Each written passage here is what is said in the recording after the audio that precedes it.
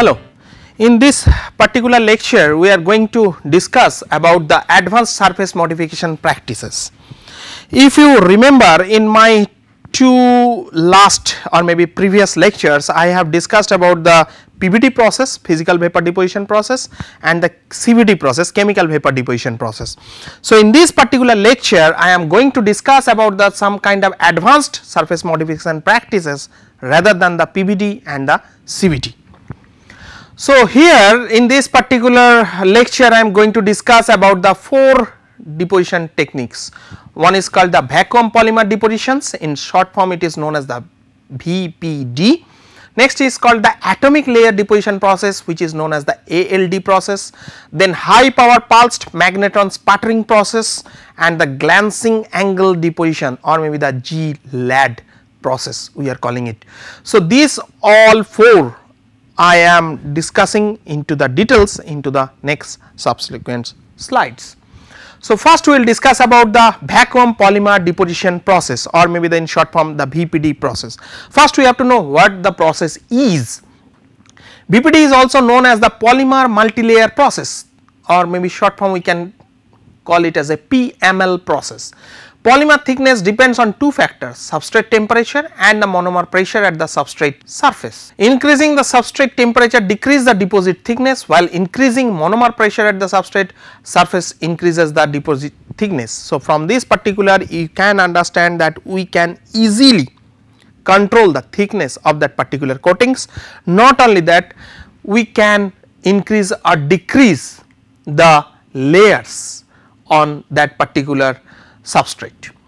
So, a gas of monomer vapor condenses on the substrate, a full thickness liquid film covers the entire substrate surface. The liquid film is then cross linked into a solid layer by UV or electron beam radiations. So, first like a paint. So, the thing is that we are having the substrate, we are doing the coating, it is into the liquid formations, then we are keeping into some conditions or maybe the into the environment by which it is forming some kind of reactions in between the substrate and in between that particular coatings, and then it will be solid and it will act as a layer on top of the substrate. General deposition sequence for multilayer coatings. So, here we can do the several types of coatings over there also, depending upon our requirement, depending upon our applications. So, first is called the plasma surface activations, then flash evaporate monomer, UV cure or smoothing layers, deposit organic oxide nitride layer, flash evaporate monomer, UV cure, deposit inorganic layer. So, from this particular figure you can understand that we are adding so many materials layer by layer. So, just when we are putting the one material onto the substrate, we are doing certain kind of curing over there. So, we are drying these materials, then we are putting another materials, then again we are doing the curing, then we are putting the another third material, then again we are doing, and so on, we are making layer by layer depositions on top of the substrate. So, inline VPD process, generally we are giving the heat over there, so onto the substrate itself. So, we are using the OLED display. So, generally you are using it for the electronics purposes.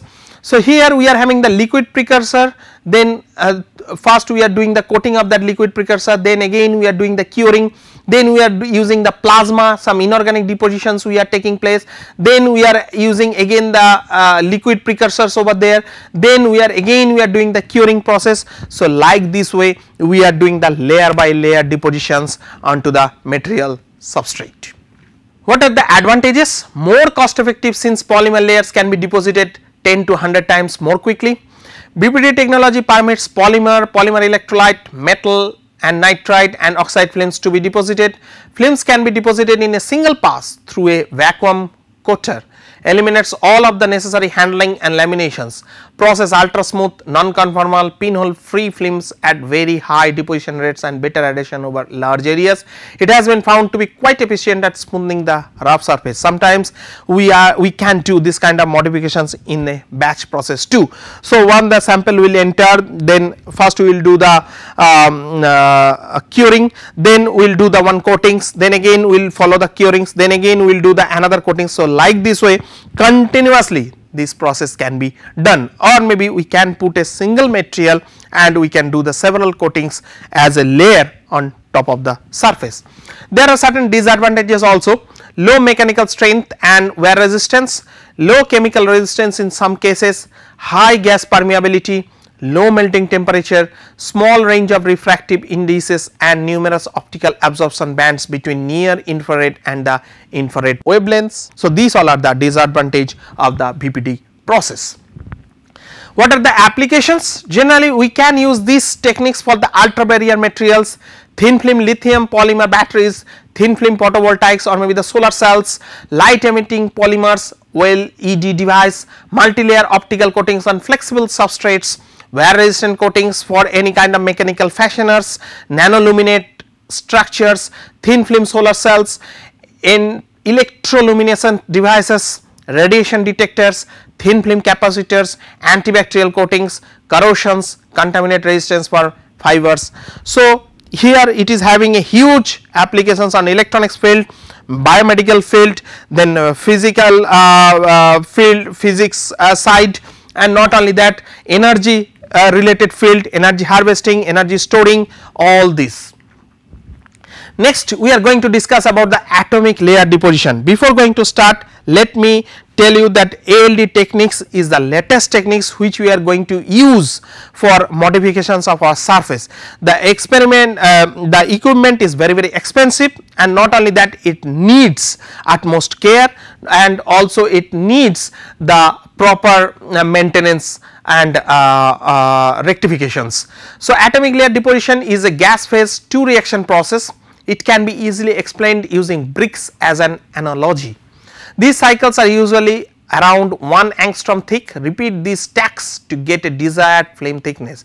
So, from this particular case you can understand that we are having some kind of substrate over there, then first we are putting a source supply over there, then we are purging it, then we are doing a stack of coating, then again we are doing that samples and then we are putting the another materials over there top of that. So, layer by layer techniques we can do these modifications onto the substrate itself. So, here first expose the surface of the substrate to the first reactant that reacts with surface sites. This reaction stops when the reaction has occurred at all surface sites. That means I am having the substrate which is in the virgin in nature. Now I am putting some kind of reactive materials, it will react with the substrate and then it will do a coating over there. When there will not be any active sites are present on the top of the substrate, total reaction will be stopped. Then products and the remaining initial reactants are purged from the systems, usually with an inert gas. The surface is then exposed to the second reactant which reacts with surface sites resulting from the first reaction A. The system is purged again after reaction B is complete. So, the thing is that on top of A I will put certain kind of materials or like a binder or maybe some kind of surfactants, then I will put the whole material into some B reactive gases, then that B reactive gases will do the reaction with the A material properly and then again will do the purging process, so that whatever the impurities and whatever the gases it will directly come out from there. So, by this way we can do the layer by layer depositions on the material substrate.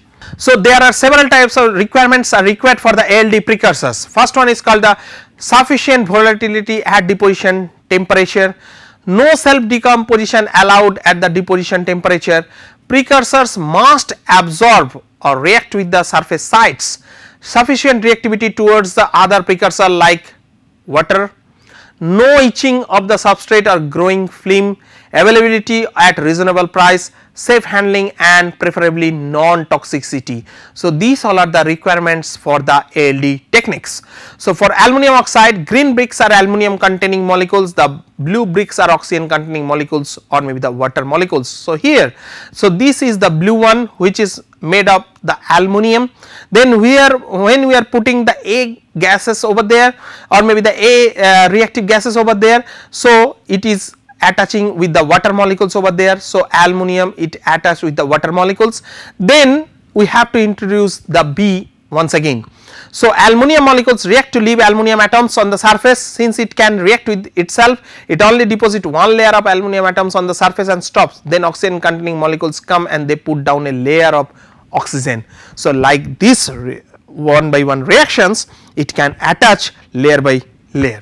So, what are the materials generally we are going to use by the ALD process? First one is called the oxides, generally alumina, titanium oxide, tantalum oxide, zirconia oxide, tin oxide, zinc oxide. So, these all are the various materials, vanadium pentoxide. So, these all are the several materials generally we are going to use for the ALD process.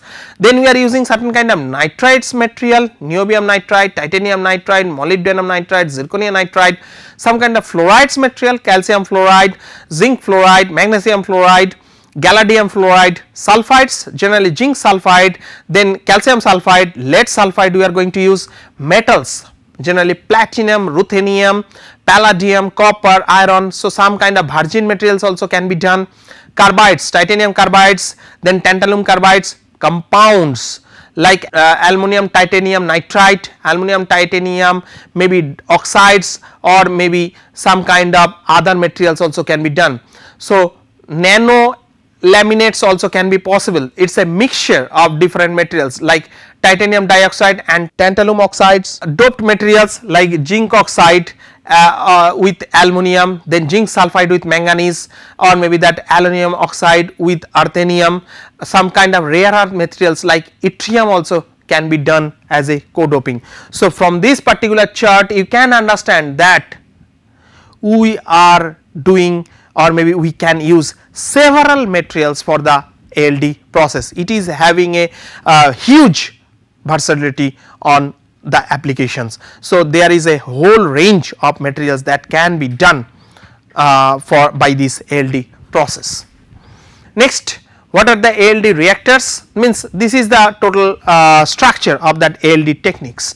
So, closed system chambers, open system chambers, semi closed system chambers and the semi open system chambers. By these 4 techniques we can use the ALD reactors, either it can be open, it can be closed, it can be semi open, semi closed, like this. Then here right hand side corner is the typical ALD reactor chamber have been shown over here. So, from this particular case you can see that there is one chamber, either this can be open or maybe this can be closed. We are using certain kind of vacuum over there. Now, we are having 2 precursor over there, precursor 1 and precursor 2. So, from one material is going, then it is attaching onto the substrate itself, then here it is having some heater arrangement or maybe the heating arrangement by which it is drying, then from the material from the second precursor it will come and it will do the reaction over there. So, by these methods we can do the layer by layer coatings over there. And here just we instead of heating or something like that, we are directly we are using the plasma. So, that is why it is called the plasma enhanced ALD or maybe the PELD reactor over there.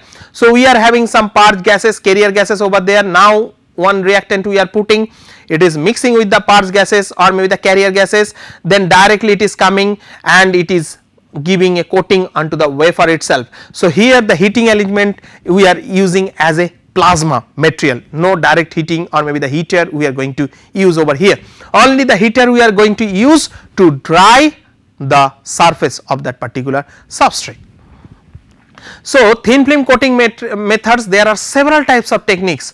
If we go for the chemical, it is divided into 2 parts, one is called the liquid phase, another one is called the gas phase and another one is called the physical like evaporation, sputtering, PLD, MBE. So, from this particular figure you can understand that how we can achieve the coatings by different methods.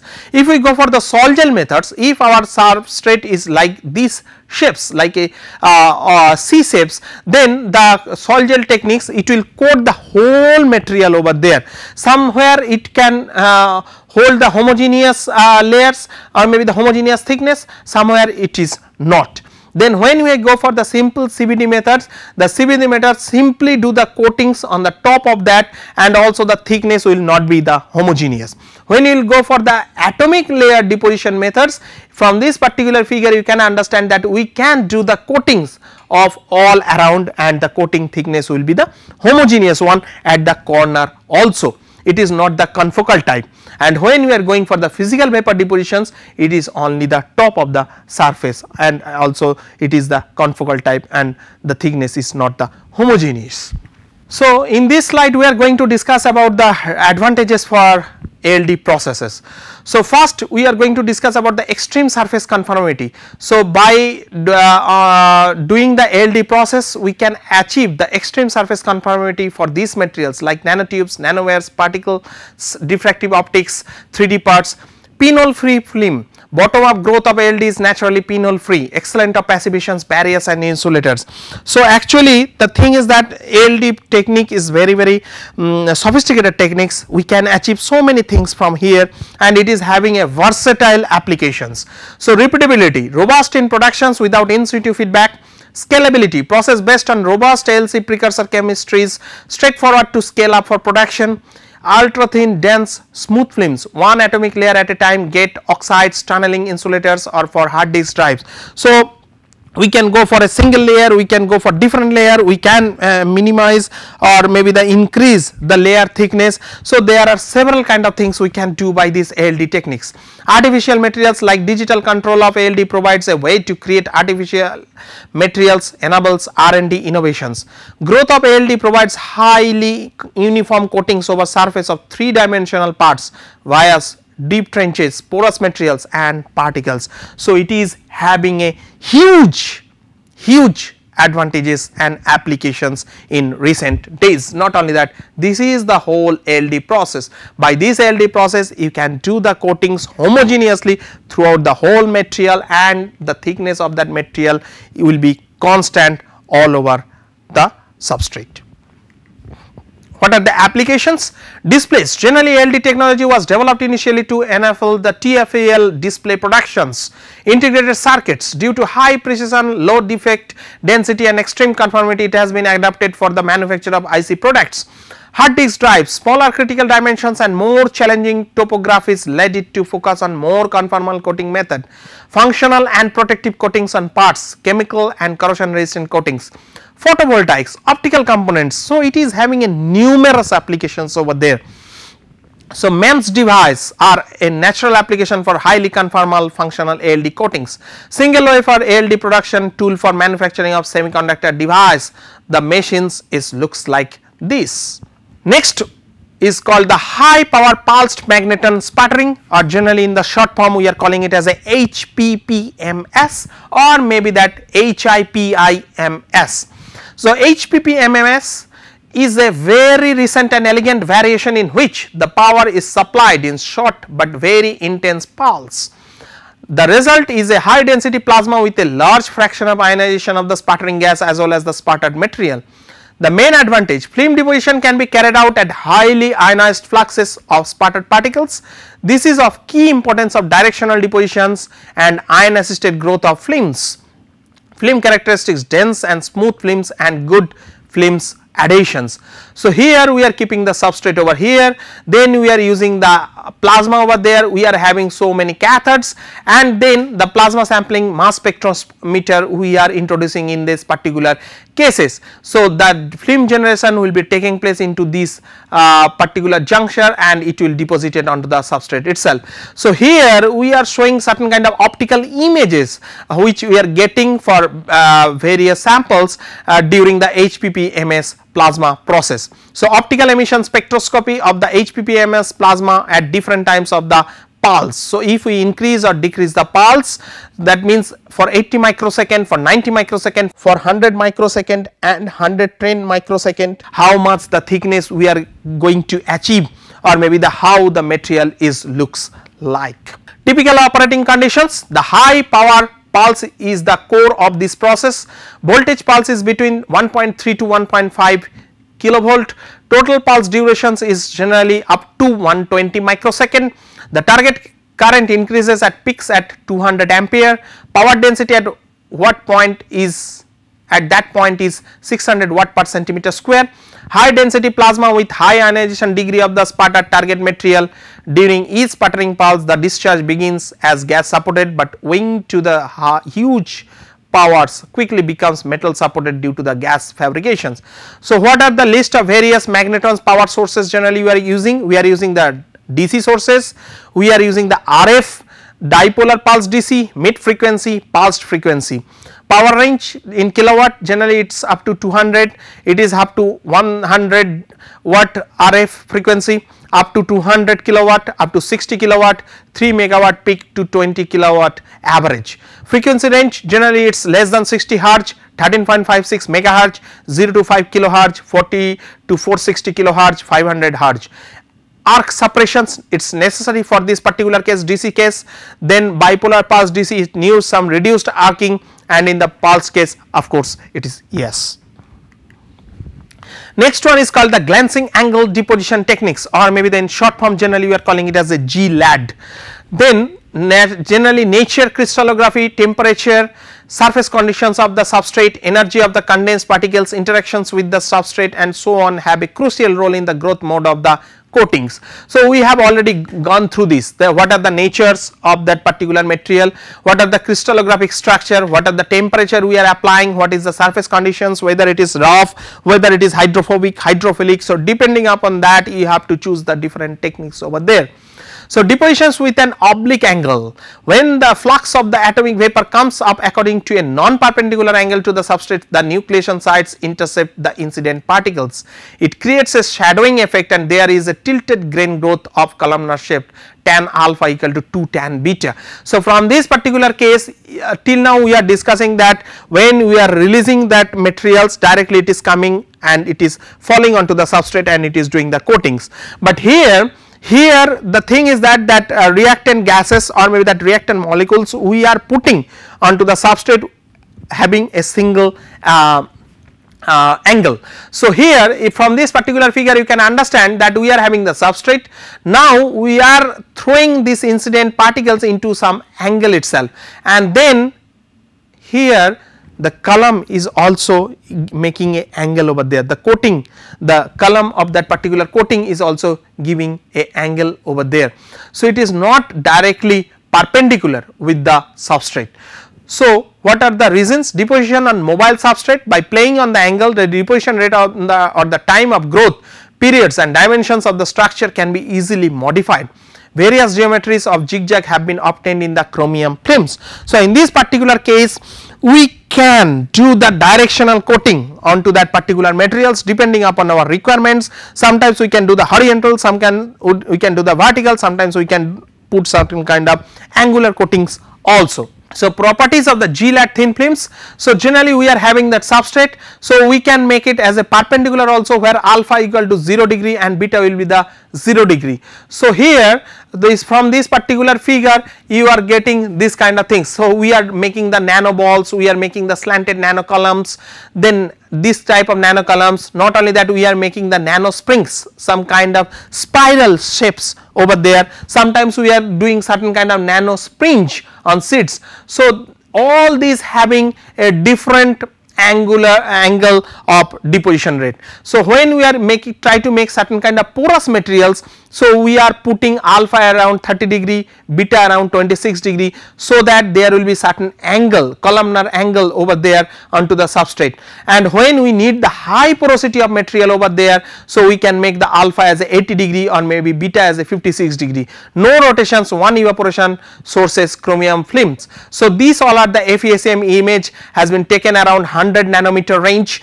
So, here the chromium films you can see that it is like a grass onto the field itself, right.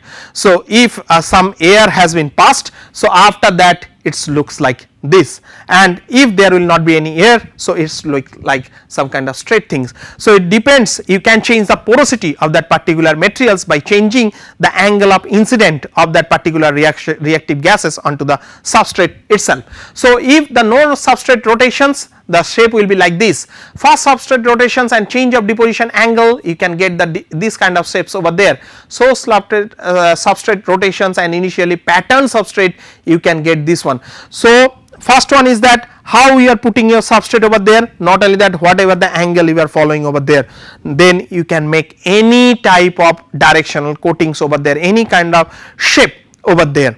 What are the advantages? Simple, cheap and effective 3D nanostructures through physical self assembly, structure that are not possible to produce by lithographical techniques like springs, strand rods, balls, almost no materials limit, can be grown on almost any substrate material, control of nanostructure size and separation generally 10 to 100 nanometer, novel material properties. So, from this particular figure you can understand, or maybe you can see that depending upon our requirement, suppose I want to stretch my materials like this. So, for getting the maximum properties I can do the coatings in this direction, means our columnar will be in the horizontal direction, so that I can achieve the maximum properties.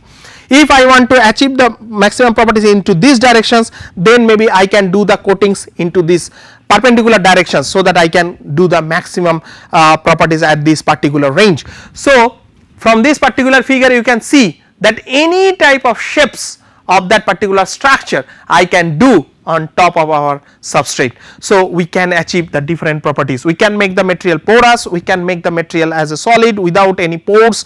So, any type of synchronizations can be possible on the top of the substrate.